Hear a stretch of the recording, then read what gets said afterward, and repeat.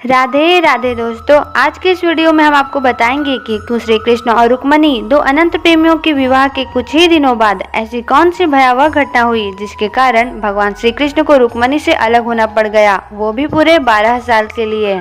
तो आइए जानते हैं कि इसके पीछे वजह क्या थी। एक बार द्वारका में महर्षि दुर्वासा आए। दुर्वासा जी बड़े तेज तर्रार महात्मा है, क्यों ना हो, आखिर शंकर जी के अंश जो है। एक बार वे चातुर्मास करने के लिए द्वारका आए और द्वारका की गलियों में घूमते हुए कहते थे, अरे मुझे कोई चातुर्मास करवा दो। पर उन्हें चातुर्मास कराने के लिए कोई आगे नहीं आया, क्योंकि उन महात्मा को 4 महीने तक अपने घर में रखना और उनकी सेवा करना कोई सामान्य बात थोड़े थी।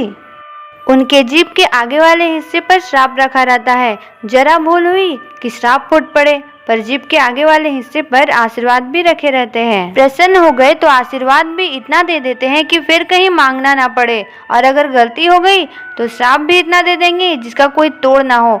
तो कोई आगे नहीं आया कि कौन आफत मोल ले। लेकिन जब श्री कृष्ण को पता चला तो वे तुरंत ऋषि दुर्वासा के पास आए और उन्हें प्रणाम किया। श्री कृष्ण ने उनसे कहा, आप मेरे महल पर चलिए, वहाँ चातुर्मास करिए। दुर्वासा जी को श्री कृष्ण लेके गए और रुक्मणी जी के महल में उन्हें ठहराया। इस प्रकार चातुर्मास होने लगा। दुर्वासा जी बड़े विचित्र महात्मा, कभी भोजन न करते तो 4-4 दिन भोजन न करते, और कभी करते तो दिन में 10 बार कर लेते। कभी कभी कोई ऐसी दुर्लभ चीज मांग लेते जो इस पृथ्वी पर ही पैदा नहीं होती। जैसे उन्होंने एक बार कहा, मुझे आज स्वर्गलोक के कल्पवृक्ष का पुष्प चाहिए, मैं उसी से पूजा करूंगा। दुर्वासा जी जो बोलते रुक्मणी जी तुरंत उसे पूरा करती। वो तो साक्षात लक्ष्मी है। जब चातुर्मास पूरा होने को था तब दुर्वासा जी ने श्री कृष्ण से कहा, मैं द्वारका घूमना चाहता हूँ। तब श्री कृष्ण ने उन्हें घुमाने के लिए रथ मंगवाया, लेकिन दुर्वासा जी ने कहा, इस रथ में तुम्हें और रुक्मणी जी को घोड़ों की जगह लगना होगा। तब श्री कृष्ण और रुक्मणी घोड़ों की जगह लग गए और पूरी द्वारका में दुर्वासा जी को घुमाने लगे। सब लोग ये देखकर हैरान हो गए, ये दुर्वासा ऋषि कितना क्रूर है। जिन भगवान को हम अपने हृदय में बैठाते हैं, उन ठाकुर को पशुओं की तरह रथ में लगाए हैं, बीच बीच में चाबुक भी दिखाता है। पूरी द्वारका घुमाने के बाद जब वे महल में आए तब दुर्वासा ऋषि ने कहा, अब मैं बहुत खुश हूँ, अब आखिरी दिन है चातुर्मास का, मैं अन्न से व्रत खोलूंगा। तब रुक्मणी जी तुरंत उनके लिए खीर बनाकर लाई।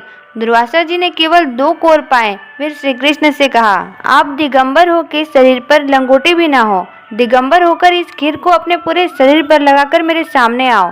आप मुझे प्रणाम करना, मैं आपको आशीर्वाद दूंगा। आपने मेरी इतनी सेवा की है, अब मैं आपको आशीर्वाद दूंगा।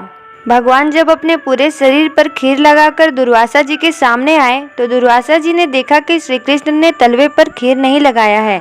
तब श्री कृष्ण ने कहा, दुर्वासा जी इसलिए नहीं लगाई क्योंकि संत का प्रसाद पैर में तो नहीं लगाना चाहिए ना।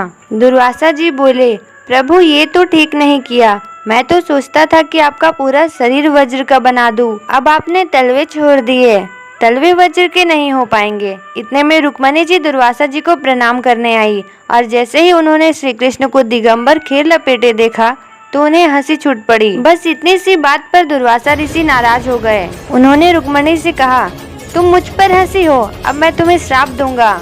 रुक्मणी ने उन्हें समझाया, मैं आप पर नहीं भगवान को इस अवस्था पर देख के हंसी। लेकिन दुर्वासा जी ने उन्हें श्री कृष्ण से 12 वर्षों के विरह सहने का श्राप दे दिया। रुक्मणी रोने लगी, 4 महीने सेवा की और प्रसाद में श्राप, वियोग। इन महात्मा को कहिए कि मुझे मृत्यु दंड दे दे, लेकिन आपसे वियोग का श्राप ना दे। रुक्मणी जी को रोता देख दुर्वासा जी के भी नेत्र सजल हो गए और उन्होंने कहा, देवी रुक्मणी, यदि प्रसन्न होकर मेरे श्राप को स्वीकार करोगी तो 12 वर्ष 1 वर्ष में बदल जाएंगे, और यदि नहीं स्वीकार करोगी तो 12 वर्ष अनंत हो जाएंगे। ये कहकर चुपचाप दुर्वासा जी वहाँ से निकल गए। संतों के द्वारा दिया गया श्राप भी एक तरह से कृपा ही होती है। श्री कृष्ण ने देवी रुक्मणी को समझाया कि देवी शांत हो जाओ, आने वाले समय में ऐसी घटना होने वाली है जो तुमसे सहन नहीं होगा। 1 वर्ष बाद ना द्वारका रहेगी न मैं। अब यदुवंशियों का नाश और द्वारका लीला अंतर्ध्यान का समय आ गया है। अब मैं 1 वर्ष बाद तुमसे गोलोक में ही मिलूंगा। इस प्रकार देवी रुक्मणी को श्री कृष्ण से 1 साल का वियोग सहना पड़ा।